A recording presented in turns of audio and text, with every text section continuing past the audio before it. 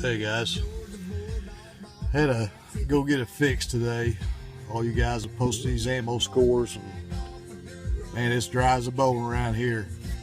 But stopped by a local gun store, kind of checking out another piece of iron, and they had some red rattlers, some of these hyper velocities, but paid a little more for them what I should have.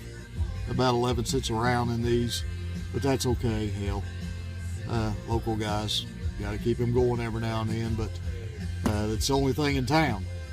So anyway, got my shakes out of my system, got a couple 100 rounds of hypers, but you guys take care, shoot straight.